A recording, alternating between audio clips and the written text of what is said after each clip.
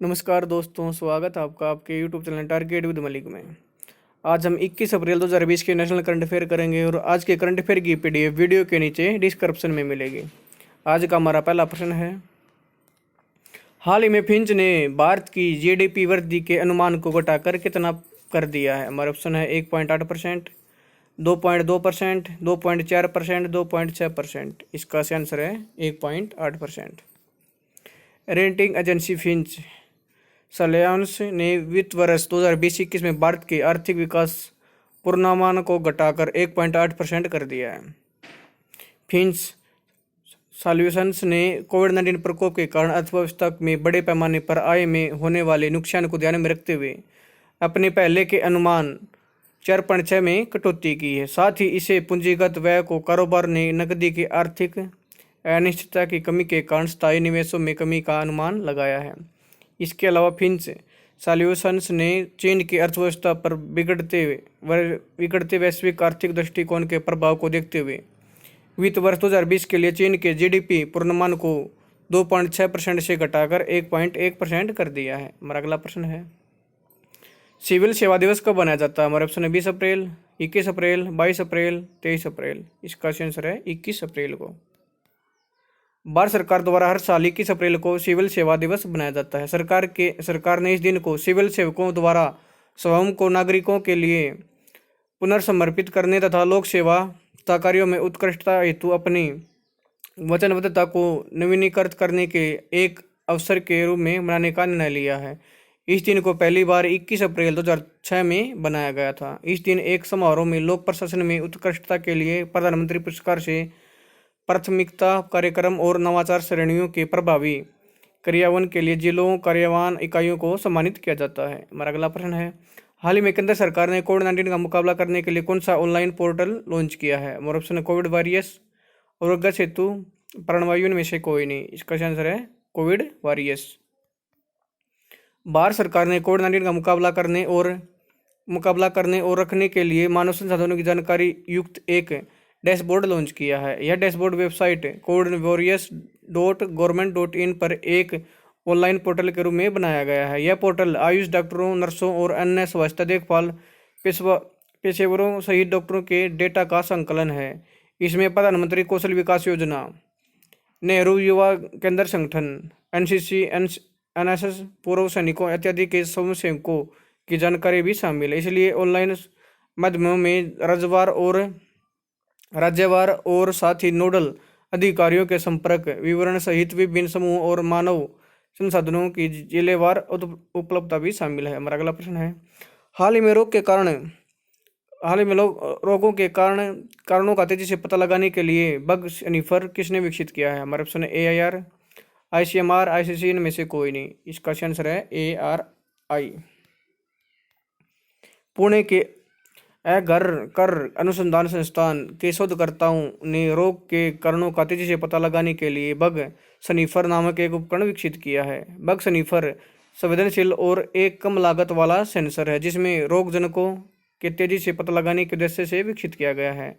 इस नए विकसित पोर्टेबल डिवाइस से सिर्फ 30 मिनट में 1 मिलीलीटर के नमूने के आकार से 10 गुना कम बैक्टीरिया कोशिकाओं से रोग का पता लगाने की अक्षमता है। बग स्निफर एक प्रकार का बायोसेंसर है जो बैक्टीरिया की मौजूदगी का पता लगाने के लिए सिंथेटिक पेप्टाइड्स, चुंबकीय नैनो पार्टिकल्स के साथ साथ क्वांटम डॉट्स का इस्तेमाल करता है। इसलिए इसे पानी और फूडबोर्न खाने से होने वाले रोगजनकों का पता लगाने के लिए कम लागत और कम समय का प्रभावी तरीका बताया जा रहा है। हमारा अगला प्रश्न है, हाल ही में किसे राष्ट्रीय रामनाथ कोविंद के नए सचिव के रूप में नियुक्त किया गया। हमारा ऑप्शन कपिल देव त्रिपाठी, विवेक जोरी, राजेश कुमार सिंह, इनमें से कोई नहीं। इसका आंसर है कपिल देव त्रिपाठी। कपिल देव त्रिपाठी को राष्ट्रपति रामनाथ कोविंद के नए सचिव के रूप में नियुक्त किया गया है।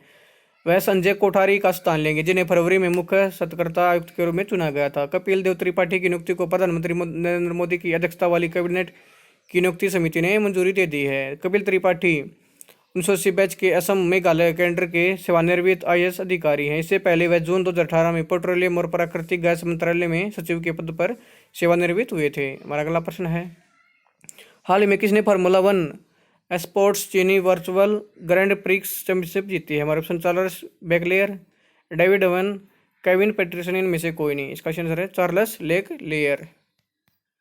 फरारी के चार्ल्स लेकलेयर ने फार्मूला 1 स्पोर्ट्स चीनी वर्चुअल ग्रैंड प्रिक्स चैंपियनशिप जीत ली है। कोरोना वायरस महामारी के कारण वास्तविक F1 रेस आयोजित नहीं की गई थी, जिसके स्थान पर फार्मूला 1 ने नई FAN sports virtual grand prix series का आयोजन किया। कोड मास्टर द्वारा विकसित इस आधिकारिक F1 2019 PC वीडियो गेम्स के माध्यम से वर्चुअल ग्रैंड प्रिक्स सीरीज आयोजित की गई थी। हमारा अगला प्रश्न है, हाल ही में किस बैंक ने ग्राहकों के लिए वॉइस बैंकिंग सेवा लॉन्च की है? हमारे option PNB bank, ICICI bank, RBI bank, इनमें से कोई नहीं। इसका आंसर है ICICI बैंक।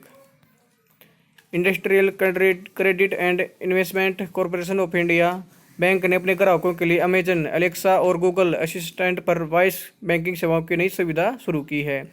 यह सेवा ग्राहकों को बैंक विद देयर वॉइस अपनी आवाज़ के माध्यम से बैंकिंग संबंधित प्रश्नों के जवाब, खाता में मौजूद राशि एवं लेनदेन की जानकारी और क्रेडिट कार्ड देय तिथि जैसी कई अन्य जानकारियां हासिल करने में सक्षम बनाएगी। कंपनी की नई वॉइस बैंकिंग सेवा उपयोगकर्ताओं को अलेक्सा या गूगल असिस्टेंट संचालित उपकरणों पर वर्चुअल असिस्टेंट के साथ बातचीत करने में सक्षम बनाने के लिए IPL नामक एक ओमनी चैनल बोट का इस्तेमाल करेगी। ICICI बैंक के प्रबंध निदेशक हैं संदीप बख्शी। इसका मुख्यालय है मुंबई, महाराष्ट्र में। हमारा अगला प्रश्न है, विश्व रचनात्मक और नवाचार दिवस कब मनाया जाता है? हमारे ऑप्शन 21 अप्रैल, 20 अप्रैल, 19 अप्रैल, में से कोई नहीं। इसका आंसर है 21 अप्रैल को। World creative and innovation day यानी विश्व रचनात्मक और नवाचार दिवस हर साल 21 अप्रैल को विश्व स्तर पर मनाया जाता है। यह दिन संयुक्त राष्ट्र के सतत विकास लक्ष्यों जैसे वैश्विक लक्ष्यों के रूप में भी बनाया जाता है। वैश्विक लक्ष्यों को आगे बढ़ाने के संबंध में समस्याओं का समाधान करने में रचनात्मक और नवाचार के महत्व के बारे में जागरूकता बढ़ाने के लिए यह दिन बनाया जाता है। इस दिन को बनाए जाने का मुख्य उद्देश्य लोगों को नए विचारों आह्वान करने, नए कदम उठाने और रचनात्मक सोच रखने के लिए प्रोत्साहित करना है। रचनात्मक एक ऐसी सोच है जो दुनिया को गोल बनाती है। World creativity and innovation day की शुरुआत 25 मई 2001 को कनाडा के टोरंटो से हुई थी। इस दिन के संस्थापक कनाडाई मार्सी सहगल थे। सहगल ने 1977 में international centre for studies and creativity में रचनात्मक का अध्ययन किया था। हमारा अगला प्रश्न है, BMW इंडिया के अध्यक्ष एवं CEO उदर तेज का निधन हाल में कितने वर्ष की आयु में हो गया है? हमारे ऑप्शन है 46 वर्ष, 50 वर्ष, 60 वर्ष, में से कोई नहीं। इसका आंसर है 46 वर्ष की उम्र में। BMW इंडिया ग्रुप के अध्यक्ष और CEO रुद्र तेज सिंह का निधन हाल ही में 46 वर्ष की आयु में हो गया है। रुद्र तेज BMW इंडिया के संचालन का नेतृत्व करने वाले पहले भारतीय थे। उन्हें 1 अगस्त 2019 को भारत में BMW प्रमुख के रूप में नियुक्त किया गया था। उन्हें मोटर उद्योग के साथ साथ गैर मोटर वाहन उद्योग में भी कई नेतृत्व पदों पर काम किया था। इससे पहले रुद्र तेज सिंह ने रॉयल एनफील्ड में ग्लोबल प्रेसिडेंट के रूप में काम किया था और 16 साल से अधिक समय तक भारत और अंतर्राष्ट्रीय बाजारों में यूनिलीवर के रूप में भी काम किया है। हमारा अगला प्रश्न है, हाल ही में ई-संजीवनी OPD का शुभारंभ किस राज्य में किया गया है? हमारे ऑप्शन हिमाचल प्रदेश, मध्य प्रदेश, उत्तर प्रदेश, में से कोई नहीं। इसका आंसर है हिमाचल प्रदेश में। हिमाचल प्रदेश सरकार ने बीमार लोगों को निःशुल्क ऑनलाइन चिकित्सा परामर्श उपलब्ध कराने के लिए ई-संजीवनी OPD की शुरुआत की है।